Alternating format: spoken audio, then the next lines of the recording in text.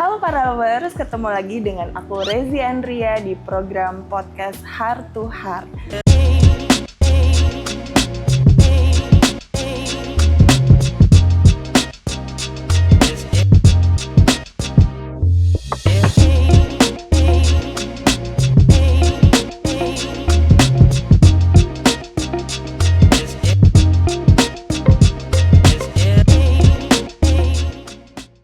Kali ini aku kedatangan tamu spesial yang jujur karyanya itu ngebuat aku tuh jadi nangis. Kenapa nangis?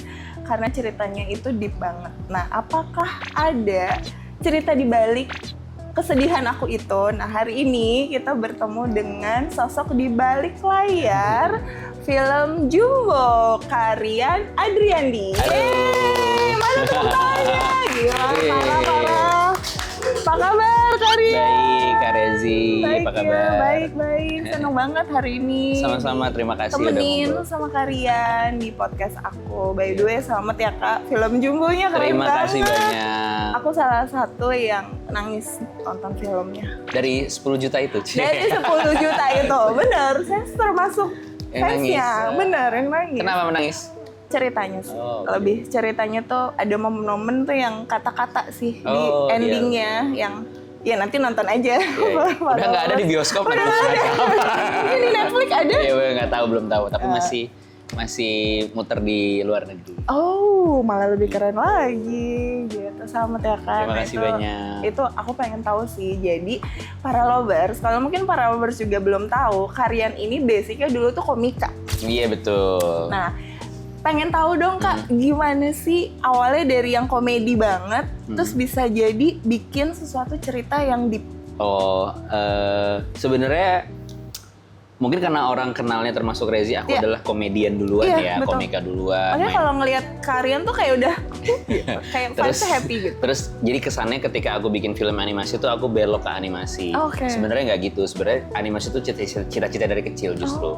Aku beloknya ke komedi justru. Oh gitu. Iya, jadi memang dari dulu tuh belajarnya tuh memang pengen bikin animasi, belajar menggambar, belajar bercerita, belajar nulis skenario gitu. Jadi emang sukanya baca, sukanya bercerita dan ketika datang kesempatannya untuk stand up komedi, ya aku memang ikutin gitu. Dan jadi sebenarnya lebih kepada belajar gimana membentuk sebuah ide dari sesuatu yang nggak ada gitu ya di kepala, jadi sesuatu yang bisa dinikmatin orang.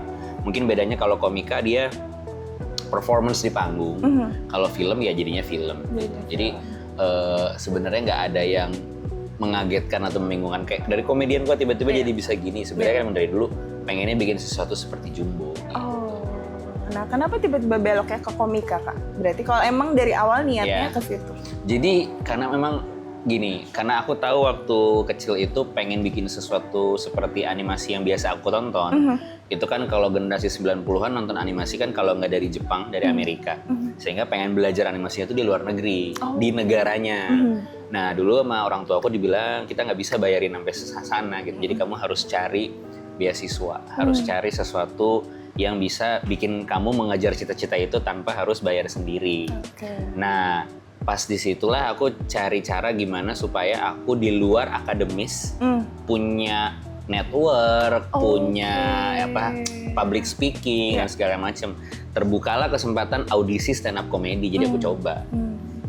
Emang film favoritnya Karian apa sih?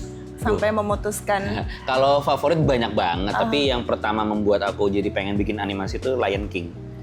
Yang tahun 94. Iya sih. Pertama. Itu mirip-mirip sih ceritanya deep. Hubungan keluarga soalnya.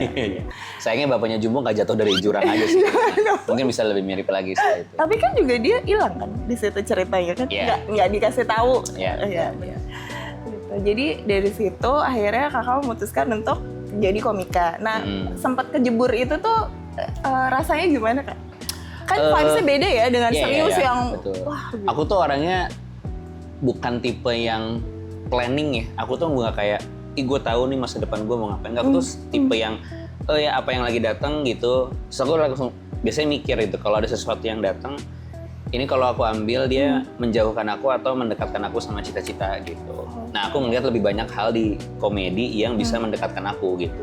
Dari belajar nulis, belajar public speaking, terus dengan main Malam Minggu Miko tahu?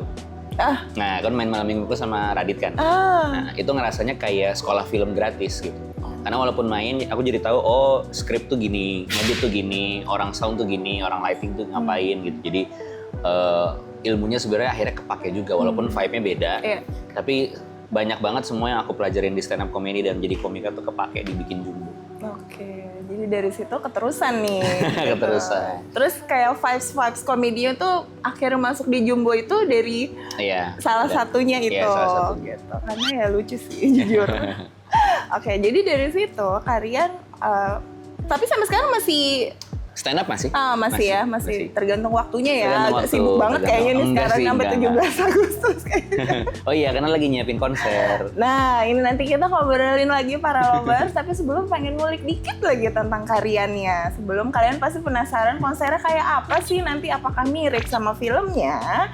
Nanti sabar. Nah, jadi setelah dari situ kalian dari ke film deh Kak, setelah jadi komika udah tahu dalam-dalamnya gitu ya, udah ngobrol sama Kak Radit juga. Akhirnya yaudah deh fokus deh ke sini gitu. Titik apa Kak? Ada titik baliknya nggak Kak? Titiknya baliknya sebenarnya saat, ini personal banget sih. Jadi tahun 2012 mamaku sakit, terus dia nanya kayak, kamu lagi asik banget nih berkomedi, tapi kan cita-cita dari umur 4 kan pengen jadi animator. Itu nggak mau dikejar, jadi lebih ke sana sih. Pas karena mamaku sendiri tuh dia jurusan kuliahnya ekonomi, tapi itu karena diminta sama kakekku. Dia punya cita-cita sebenarnya jadi pianis konser. Seni. Ya, dan jadi dia tahu rasanya cita-cita yang tidak tercapai itu dia tahu. Makanya dia kayak nggak mau itu terjadi sama aku. Jadi dia memantik lagi gitu, kayak mengingatkan lagi mimpi yang belum tercapai. Akhirnya ya udah oke gitu. Kayak karena komedi kan juga maksudnya nggak kemana-mana ya gitu. Yang ini sih yang pengen aku kejar gitu. Ya, bener sih. Ya mungkin dilihat ibunya kalian udah mulai beloknya kejauhan nih, kayak sini gitu daripada nyesal kayak dia gitu. Tapi akhirnya mama sehat. Mama udah nggak ada. Tahun 2022. Tapi belum sempat lihat. Dia tahu Jumbo tuh dibikin, dia tahu proses awalnya, tapi sampai nonton. Tapi ya minimal tahu ya. Iya. Jadi itu juga mungkin itu salah satu kenapa deep ya. Betul. Nontonnya juga kayaknya relate gitu Kak. Gitu. Jadi ya sebenarnya mungkin itu ya Kak, kayak salah satu healingnya Karian juga ya. Gitu. Jadi mungkin ya nyampe aja gitu tanpa harus. Kan di filmnya, pas filmnya habis kan di kredit aku ngasih persembahan buat mama. Ada satu gambar foto berdua. Semangat ya Kak. Semangat kenapa? Aman kok. Nah para lovers, jadi dari situ ternyata Karian tuh ya bukan beloknya udah nggak kejauhan lagi, karena itu makanya adalah film si Jumbo itu. Nah setelah sukses Kak, ya kan kita udah tahu nih, wah udah pokoknya keren banget deh Jumbo, udah the best, parah gitu. Akhirnya ke konser nih. Ya, kenapa jadi ke konser? Apakah kakak bisa nyanyi juga, senang musik atau apa? Aku nggak terlibat di panggung, nggak. Kalau aku terlibat di panggung nggak akan berhasil konser.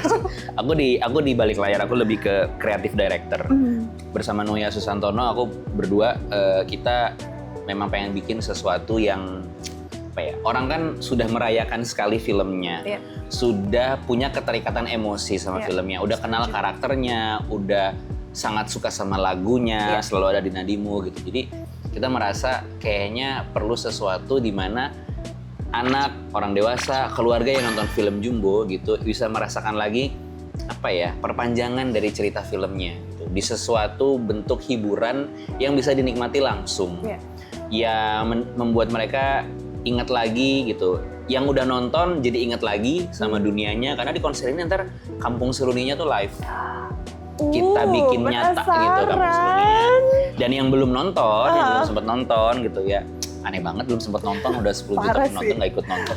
Nggak besti. Maksudnya yang belum nonton jadi tahu, oh dunianya Jumbo tuh karakternya si Don, Mary, Nurman, Mai, Atta, semuanya tuh ada, dan relationship mereka seperti ini, kenapa filmnya membawa pesan keluarga, kehangatan, persahabatan, jadi mereka tahu juga. Cuman kita package-nya itu dalam bentuk konser, di mana ada perjalanan dinamika musik, storytelling, lighting, visual, penasaran banget. Sulap, Idul Kurban enggak lah.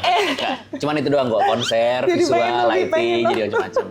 Jadi ide awalnya dari situ sih, untuk pengen bikin mereka yang sudah sayang sama Jumbo bisa merasakan lagi, yang belum tahu Jumbo bisa berkenalan dengan Jumbo di sesuatu event, suatu packaging hiburan yang bisa dinikmati langsung. Oh nice. Itu prosesnya berapa lama Kak? Dari ide sampai akhirnya nih?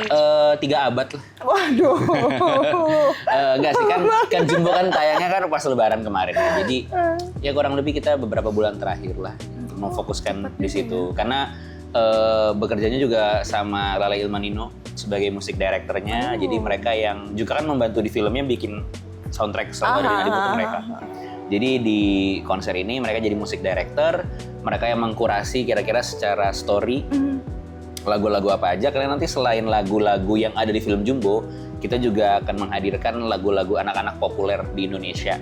Tapi dengan aransemen yang sangat fresh, yang belum pernah didengar di mana-mana. Bagus banget deh. Gue waktu itu kemarin ngedengerin full song listnya ya. Iya. Konsernya selama 1 jam lebih itu, berdiri semua bulu di rambut-rambut di tubuh ini. Kira-kira berapa lagu tuh Kak? Yang dipersiapkan? Belasan. Banyak ya. Oke, berarti selain Mino, ada siapa lagi Kak? Ada Malik in the Essentials. Ada Malik. Ada Ran. Ada BCL. Ada Ariel Noah. Dan ada cast utamanya di film Jumbo. Oh, jadi yang pengisi suaranya pun mereka main ada langsung. Prince Mutirai, ada Queen Salman. Oh, nice. Jadi ya itu kayak reuni ya, Kak? Betul. Ya kayak abis syuting terus sekarang udah selesai nih, ada lagi nih kita ketemu lagi gitu. Jadi pasti vibes-nya tuh lebih happy ya. Jadi mungkin semoga itu juga nyampe ke para lovers yang mungkin mau nonton. Ya, kapan Kak? Kalau 17 Agustus 2025 di Beach City ya? Beach City International Stadium Ancol. Ulang ya. 17 Agustus 2025 di Beach City International Stadium Ancol. Jangan lupa para lovers. Nah, dari situ Kak, pesan apa sih yang mau disampaikan kali ini dari konsernya? Bahwa konser ini adalah sebuah momen di mana kita bersamaan dengan Hari Kemerdekaan Indonesia. Dan Jumbo adalah sebuah karya yang datang dari kita, untuk anak-anak kita, dan untuk anak-anak dalam diri kita. 100% dibuat oleh anak Indonesia. Jadi adalah sebuah kebanggaan juga, Jumbo bisa dirayakan bersama-sama dan bisa menjadi sebuah tontonan yang dekat, dirindukan, dan karakter-karakternya itu banyak yang sayang gitu. Jadi semoga saya akan bertemu kalian 17 Agustus 2025 di konser Jumbo. Tepuk tangan dulu dong. Dari kata-kata anak-anak yang ada di dalam diri kita semua. Karena pastinya kita semua tuh mungkin susah ya ada nunjukin ke sisi anak-anaknya kita. Mungkin semoga di Jumbo ini mereka bisa all out aja, mau nyanyi, mau apa, juga udah nggak ada boundaries semuanya. Kasihan anak-anak dalam dirinya butuh hiburan juga. Betul sekali. Nah, kalau kalian, sisi ke anak-anaknya happy nggak dengan adanya ini? Oh, happy banget. Anak-anak dalam diri saya itu yang bikin Jumbo. Oh. Gitu. Umur sih 35, ada berewokan, segala macam, rambut udah agak putih, tapi di dalam sih masih tetap Rian kecil. Iya, 6 tahun ya, 7 tahun SD. Ya Kak, kasih pesan dong buat para lovers mungkin yang ya mungkin sekarang di dalam fase melihat Karian itu mungkin salah satu idola, salah satu ya wah gila ya kok bisa ya gitu. Mungkin mereka dalam di fase sedang berjuang gitu. Boleh kasih inspirasi, quotes? Apa ya, tentunya sabar tanpa tepi, bersyukur tanpa tapi. Pernah denger nggak? Enggak lagi, dari siapa tuh Kak? Sabar tanpa tepi, bersyukur tanpa tapi. Karena semuanya itu tentunya semua tuh berasal dari Tuhan dan semuanya dibantu sama Tuhan kan. Jadi semua pun juga ujian itu adalah sesuatu yang membuat kita lebih kuat sebenarnya gitu. Dan aku ngerjain Jumbo selama 5 tahun. Setiap pagi kalau aku masih bisa bangun dan masih bisa ngerjain Jumbo, berarti aku masih dikasih waktu untuk mencoba sesuatu, menjadikan sesuatu yang baik untuk banyak orang gitu. Jadi kalau kalian belum tahu kalian pengen apa, nggak apa-apa, jalanin aja hidupnya semaksimal mungkin. Jangan lupa untuk baik sama diri sendiri. Jangan lupa baik sama diri sendiri. Quotes by Rian Adriani. Tepuk tangan dulu. Terima kasih. Kakak, terima kasih banyak udah Salam mau main di podcast Heart to Heart. Semoga ini bisa nyampe ke hatinya para lovers. Amin. Ya, kalau di hati aku sih udah nyampe ya Kak dengan adanya Jumbo dan Karian kesini. Terima kasih banyak. Thank you. para lovers, jangan lupa ikutin terus Paragram Media dan juga podcast Heart to Heart kali ini bersama dengan Karian Adriani. Sampai jumpa di episode berikutnya. Dadah.